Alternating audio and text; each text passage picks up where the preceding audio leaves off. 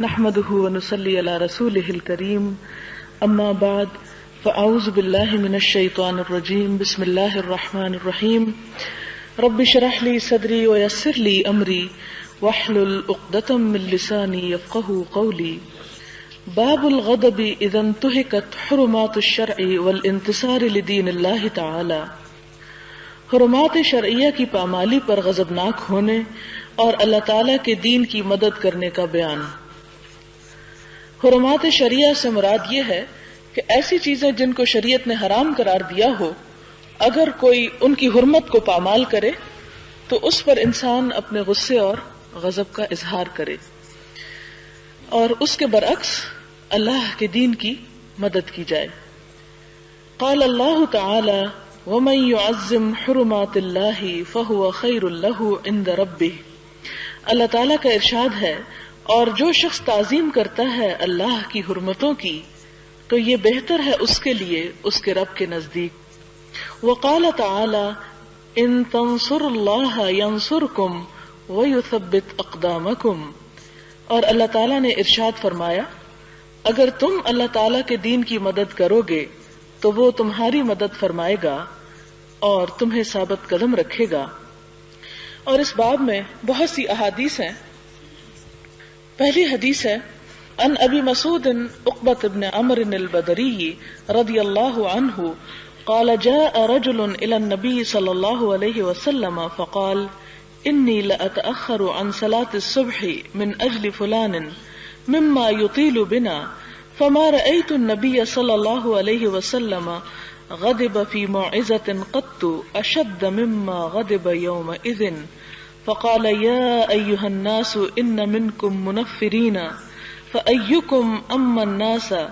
فليؤجز فإن من ورائه الكبير والصغير وذا الحاجة متفق عليه.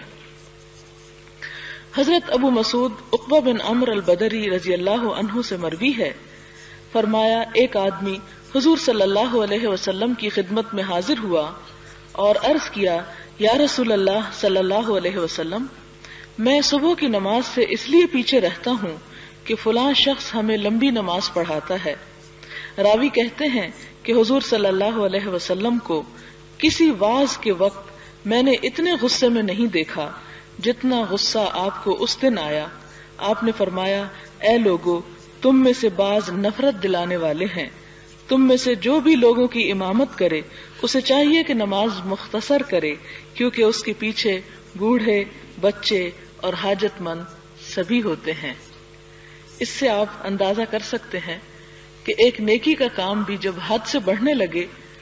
تو وہ بھی نقصان دہ ہو جاتا ہے. اور بات یہ ہے کہ نماز اگرچہ ایک نیکی کا کام ہے، اگرچہ ایک اللہ تعالیٰ کے آگے عجز و نیاز کی بات ہے، لیکن ہر چیز اپنے حد کے اندر ہی اچھی ہوتی ہے، کیونکہ جو چیز بھی اس سے باہر نکلنے لگے تو وہ اس کو نقصان دیتی ہے. دین کے معاملے میں بھی تبلیغ میں اس حکمت کو لوگ بھول جاتے ہیں اور ضرورت سے زیادہ لمبی گفتگو اور ضرورت سے زیادہ اوقات عبادت کا لمبا ہونا لوگوں کی طبیعت پر گراں گزرتا ہے، اور اس سے بجائے دین سے محبت پیدا ہونے کے نفرت پیدا ہوتی ہے، جس سے منع کیا گیا. حضرت عائشہ صدیقہ رضی اللہ تعالی عنہا سے روایت ہے، فرمایا رسول اللہ صلی اللہ علیہ وسلم سفر سے واپس تشریف لائے تو میں نے الماری کے سامنے باریک کپڑے کا پردہ لٹکا رکھا تھا جس پر تصویریں تھیں. جب حضور صلی اللہ علیہ وسلم نے اسے دیکھا تو اس کو پھاڑ دیا. آپ کا چہرہ سرخ ہو گیا اور آپ نے فرمایا، اے عائشہ، قیامت کے دن اللہ تعالیٰ کے نزدیک تمام لوگوں سے سخت عذاب ان لوگوں کو ہوگا جو اللہ تعالیٰ کی تخلیق میں مشابہت کی کوشش کرتے ہیں، یعنی جو مخلوق اللہ تعالیٰ نے پیدا کی، اور خاص طور پر جاندار مخلوق، کیونکہ بے جان مخلوق جیسے پہاڑ ہیں، درخت ہیں یا اور نظارے ہیں، ان کی سینری بنانے سے منع نہیں کیا گیا، لیکن ایک جیتا جاگتا انسان یا جاندار، اس کی تصویر ہاتھ سے بنانے سے منع کیا گیا ہے.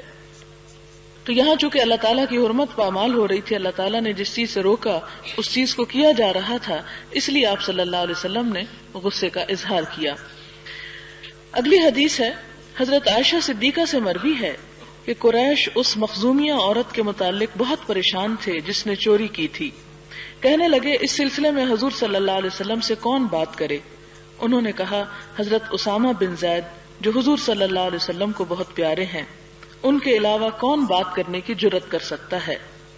حضرت اسامہ نے اس سلسلے میں آپ سے بات کی تو حضور صلی اللہ علیہ وسلم نے فرمایا کیا تو اللہ کی حدود میں سے ایک حد کے متعلق سفارش کر رہا ہے؟ پھر آپ کھڑے ہو گئے، خطبہ دیا اور فرمایا بے شک تم سے پہلی قومیں اسی لیے ہلاک ہو گئیں کہ اگر ان میں سے کوئی معزز آدمی چوری کرتا تو اسے چھوڑ دیا جاتا، اور اگر کوئی کمزور چوری کرتا تو اس پر حد قائم کی جاتی۔ خدا کی قسم اگر فاطمہ بنت محمد صلی اللہ علیہ وسلم بھی چوری کرتی تو میں اس کا ہاتھ بھی کاٹ دیتا، کیونکہ وہ ایک عورت پر حد جاری ہو رہی تھی، اس لیے آپ صلی اللہ علیہ وسلم نے اس کے بارے میں کوئی بھی سفارش سننے سے، اور خاص طور پر حضرت اسامہ جو کہ آپ کو بہت ہی پیارے تھے، آپ کو یاد ہوگا وہ واقعہ جب ایک مرتبہ حضرت اسامہ گر گئے، انہیں چوٹ لگی، ان کے جسم سے خون رسنے لگا، تو آپ صلی اللہ علیہ وسلم نے اس کو خود صاف کیا اور صاف کرتے جاتے اور فرماتے جاتے اگر اسامہ بیٹی ہوتا تو ہم اس کو اچھے کپڑے پہناتے، اس کو زیور پہناتے۔ تو آپ ان کے ساتھ بالکل اپنی حقیقی اولاد کا سا پیار کرتے تھے، کیونکہ حضرت زید بھی حضور صلی اللہ علیہ وسلم کے منہ بولے بیٹے تھے، لیکن دین کے معاملے میں اس ہستی کی بات سننے سے بھی آپ نے انکار کر دیا جو آپ کو بہت پیاری تھی۔ کیوں؟ اس لیے کہ والذین آمنوا اشد حبا للہ، وہ لوگ جو ایمان لاتے ہیں اللہ کی محبت میں سب سے زیادہ شدید ہوتے ہیں۔ اور اسی طرح فرمایا اعدلوا ولو کان ذا قربا، عدل و انصاف سے کام لو خواہ تمہارے حقیقی رشتہ دار ہی کیوں نہ ہوں۔ اسی طرح ایک اور روایت ہے، حضرت انس رضی اللہ تعالی عنہ سے مروی ہے کہ حضور صلی اللہ علیہ وسلم نے قبلے کی جانب بلغم پڑا دیکھا، یہ بات آپ کو ناگوار گزری حتیٰ کہ اس کے آثار آپ کے چہرے پر دکھائی دیے۔ آپ اٹھے اور اس کو اپنے دست اقدس سے کھرچا اور فرمایا جب تم میں سے کوئی نمازی نماز میں کھڑا ہوتا ہے تو وہ اپنے رب سے سرگوشی کرتا ہے اور اس کا رب اس کے اور قبلے کے درمیان ہوتا ہے، اس لیے تم میں سے کوئی قطعاً قبلہ کی طرف نہ تھوکے بلکہ بائیں جانب یا اپنے پاؤں کے نیچے۔ پھر آپ نے اپنی چادر کا ایک پلو پکڑا، اس میں تھوکا اور کپڑے کو آپس میں رگڑ دیا اور فرمایا یا اس طرح کرے۔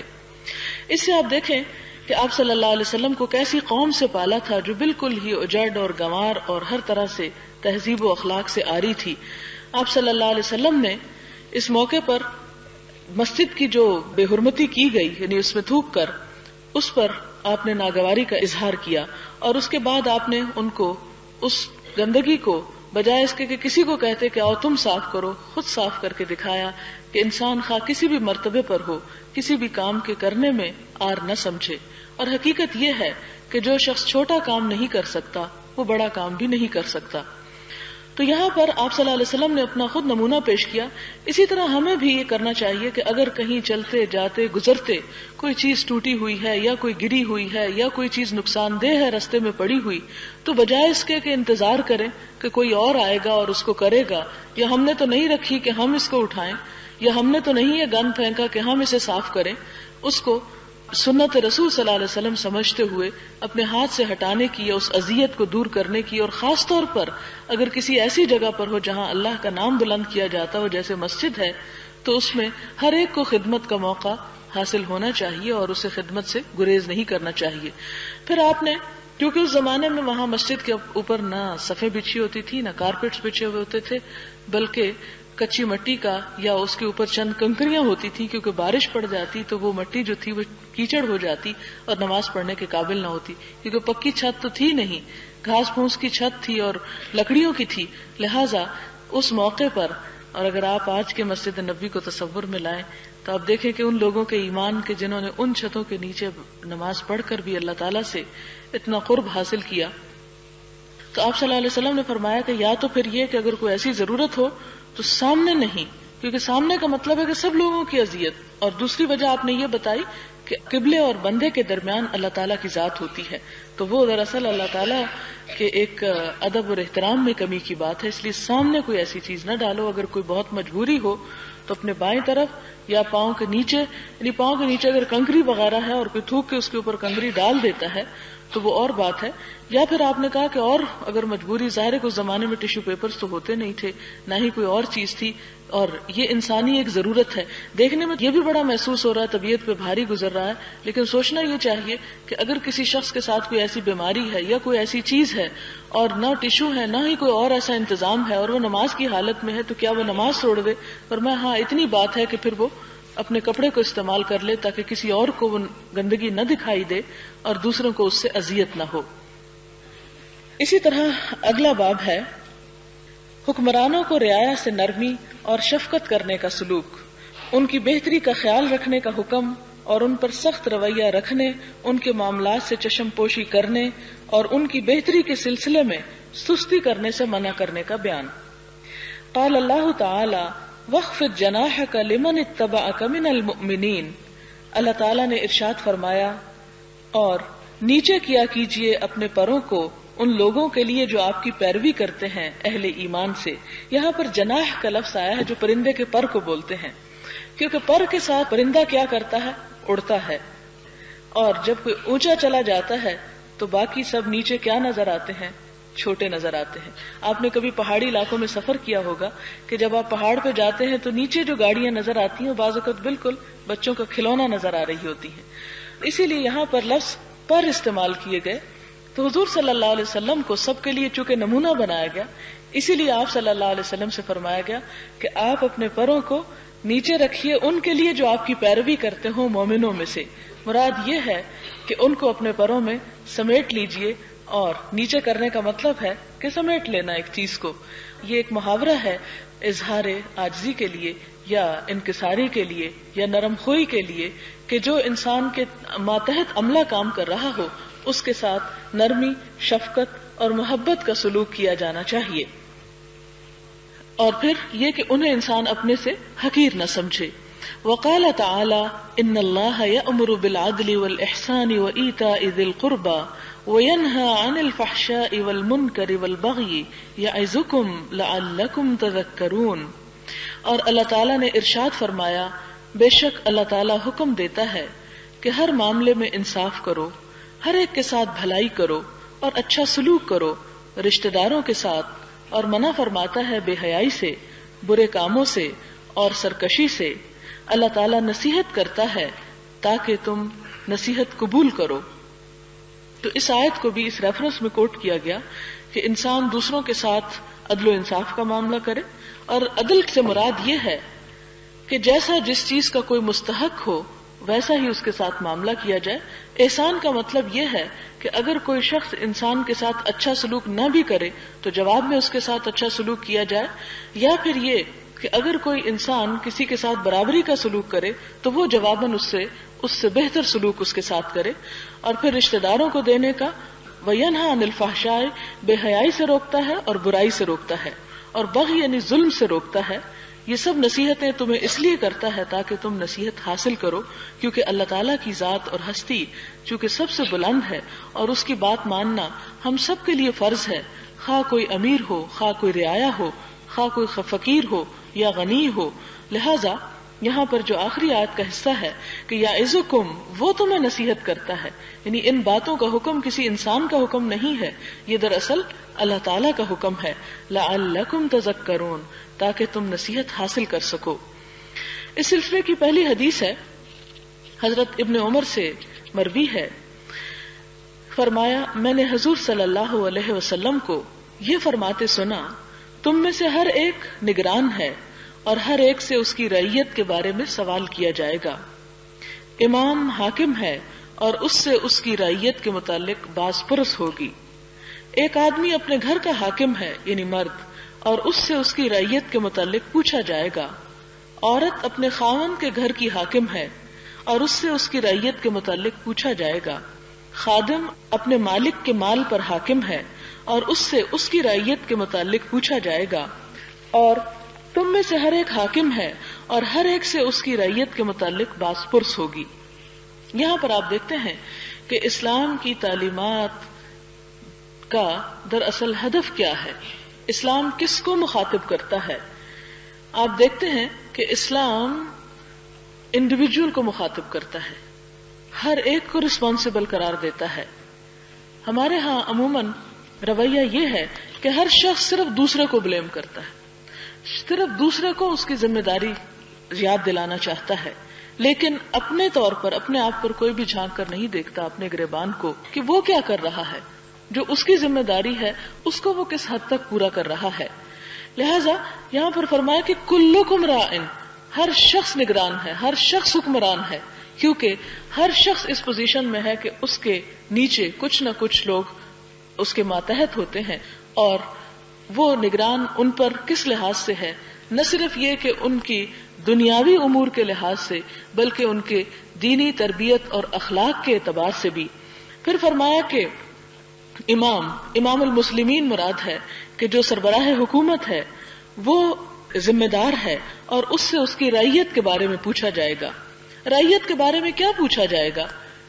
یہ پوچھا جائے گا کہ ان کے جو معاملات اس کے حوالے تھے، یعنی ان کی خیر خواہی، ان کی فلاح، ان کی بہبود، ان کی تعلیم، ان کی صحت، ان کی دینی تعلیم اور تربیت، ان سب کے بارے میں اس سے سوال کیا جائے گا کہ اس سلسلے میں اس نے کیا کوششیں کی. اس لیے کہ حضور صلی اللہ علیہ وسلم نے فرمایا کہ لوگ اپنے ملوک کے دین پر ہوتے ہیں، اپنے بادشاہوں کے دین پر ہوتے ہیں، اپنے بڑوں کے دین پر ہوتے ہیں. جس طرف کو وہ چلتے ہیں دوسرے لوگ اسی کا اتباع کرتے ہیں. اور اگر ایک امام وقت نیک ہوگا، نیک سیرت اور نیک کردار کا ہوگا، تو قدرتی طور پر لوگوں کے اندر اسی چیز کو فالو کرنے کا جذبہ پیدا ہوگا. لیکن اگر وہ اپنے کردار میں صاف ستھرا نہ ہو اور اپنے اخلاق میں اچھا نہ ہو، یا وہ اللہ کی حدود کو توڑنے والا ہو، تو پھر اس کے پیچھے سارے لوگ ویسا ہی کریں گے. اس کے بارے میں نوشیروان کا واقعہ ایک آپ نے سنا ہوگا کہ اس کی فوج کہیں پر گئی ہوئی تھی، یعنی کسی لشکر کہیں پر پڑاؤ ڈالا، تو ان کو نمک کی ضرورت پیش آئی. تو اس کے فوجیوں نے کہا یہ بستی ہے اور جا کر وہاں سے نمک لے آتے ہیں. تو انہوں نے کہا کہ دیکھو بغیر قیمت کے ان سے نمک نہ لینا، اس لیے کہ اگر تم نے بغیر قیمت کے ان سے نمک لیا، یعنی اگر حکمران ان سے یہ لے گا، باقی لوگ جو ہوں گے اس کے انڈر وہ ان کی تمام چیزوں کو ہڑپ کر جائیں گے اور ان کے اوپر اپنا حق جتائیں گے. کیونکہ اگر حکمران اس معاملے میں احتیاط برتنے والا ہو، یعنی عوام کے مال کے ساتھ، تو اس میں پھر یہ ہے کہ رعایا بھی اپنے طور طریقوں میں اسی چیز کا لحاظ اور پاس رکھتی ہے. لیکن اگر وہ حلال اور حرام کی پرواہ نہ کرنے والا ہو تو رعایا اس سے بھی آگے بڑھ کر ان تمام چیزوں کی حرمت کو توڑ دینے والی ہوتی ہے.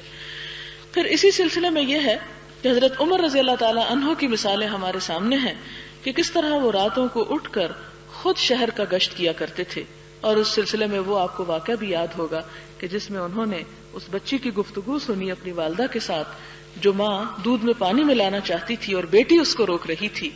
اور ماں یہ کہہ رہی تھی کہ کیوں مجھے روکتی ہو؟ تو بیٹی نے کہا امیر المومنین کا حکم ہے.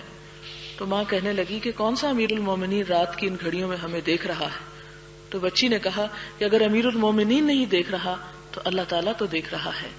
اور یہ اخلاق ان کے اندر کس طرح پیدا ہوا؟ یہی دین تھا جو ہم پڑھتے ہیں، یہی قرآن تھا جو ہمارے پاس ہے، یہی سنت تھی جو ہمارے پاس ہے، لیکن وہ اس کو صرف پڑھنے والے نہ تھے، اس پر عمل کرنے والے بھی تھے.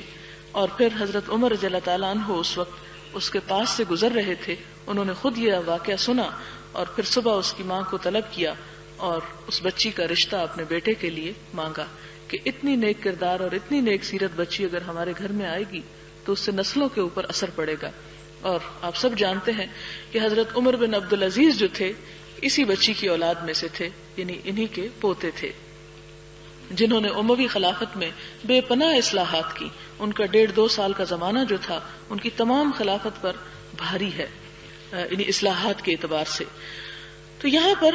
امام وقت کو ذمہ دار قرار دیا گیا اپنی رعیت کے بارے میں، ان کے مفاد کے بارے میں، ان کے دین کے بارے میں، ان کی دنیا کے بارے میں، یعنی ہر چیز کے بارے میں. وَالرَّجُلُ رَاعٍ فِي أَهْلِهِ، اور صرف یہ ہے کہ ایک حکمران ہی ہر چیز کا ذمہ دار نہیں ہوتا، بلکہ ہر گھر کے مرد کو ذمہ دار قرار دیا گیا کہ وہ اپنی بیوی اور بچوں کے بارے میں ان کی ضروریات کو پورا کرنے والا ہو، ان کے دین اور اخلاق کا اہتمام کرنے والا ہو۔ پھر اسی طرح شوہر کے بعد بیوی کی ذمہ داری ڈالی گئی، حالانکہ صرف شوہر کی بھی کافی تھی، لیکن ماں کو پھر ذمہ دار قرار دیا گیا کہ عورت یہ نہ کہے کہ میں تو عورت ہوں اور میں تو کچھ نہیں کر سکتی، اس لیے میری ذمہ داری نہیں، باپ ہی کی ذمہ داری ہے۔ جیسے اکثر ماؤں کی عادت ہوتی ہے کہ بچے کوئی کام خراب کریں تو سارا دن بچوں کو دھمکیاں ملتی رہتی، تمہارا باپ آئے گا تو یہ بتاؤں گی اور تمہارا باپ آئے گا تو یہ کہوں گی۔ حالانکہ عورت کو خود اللہ تعالیٰ نے ایک اتھارٹی دی، اسے خود اپنے معاملات کو نپٹانا چاہیے، نہ کہ صرف ایک کھوکھلی دھمکی کے ذریعے۔ تو اس میں یہ ہے کہ عورت بھی نگران ہے، عورت بھی ذمہ دار ہے، عورت بھی اپنے ان معاملات کے اوپر اس سے بھی پوچھا جائے گا کہ اس نے اپنے بچوں کی تربیت کیسے کی اور گھر میں نوکروں کا کیا حال تھا۔ اسی طرح پھر آپ دیکھیں کہ خادم کو، ایک غلام کو، ایک نوکر کو بھی ذمہ دار قرار دیا گیا، کیونکہ کسی بھی ملک اور کسی بھی ریاست اور کسی بھی معاشرے کی خوشحالی اسی صورت میں ممکن ہو سکتی ہے کہ جہاں ہر فرد اپنی ذمہ داری محسوس کرے۔ ہمارے ہاں یہ ہے کہ ساری ذمہ داری حکومت پہ ڈال دی جاتی ہے کہ حکومت ایسا اور ایسا کرے تو پھر سب کچھ ٹھیک ہو جائے گا، اور حکومت جو ہے وہ عوام کی ذمہ داری سمجھتی ہے۔ تو بات یہ ہے کہ تالی دونوں ہاتھوں سے بجتی ہے، حکومت کو اپنی ذمہ داریاں پوری کرنی چاہیے اور عوام کو اپنی ذمہ داریاں پوری کرنی چاہیے۔ اور پھر حضور صلی اللہ علیہ وسلم نے یہ بھی فرمایا کہ اعمالکم عمالکم، تمہارے اعمال ہی تمہارے حکمران ہیں، جیسے تم ہوگے ویسے ہی تمہارے حکمران ہوں گے۔ اگر تمہارے اندر نیکی کی طلب ہوگی تو اللہ تعالیٰ تمہیں حکمران بھی ویسے ہی دے گا، اور اگر تم برے ہوئے تو تم پر وہی لوگ مسلط کیے جائیں گے جیسے تم خود ہوگے۔ تو یہاں پر اسی لیے آپ دیکھتے کہ معاشرے کے ادنا سے ادنا طبقے کو، یعنی نوکروں کو بھی ذمہ دار قرار دیا جا رہا ہے۔ کس چیز میں؟ کہ ان کے پاس ان کے مالک کے جو پیسے تھے، ان کے پاس ان کے مالک کے جو ذمہ داری تھی، جو کام ان کے یا ڈیوٹی ان کے سپرد کی گئی، وہ انہوں نے کس حد تک نبھائی۔ اگلی حدیث ہے حضرت ابو یعلا معقل بن یسار رضی اللہ تعالیٰ عنہ سے مروی ہے، فرمایا میں نے حضور صلی اللہ علیہ وسلم کو یہ فرماتے سنا، جس بندے کو اللہ تعالیٰ رعیت پر حاکم بناتا ہے اور جب وہ مر جاتا ہے تو اپنی رعایا کو دھوکہ دینے والا ہوتا ہے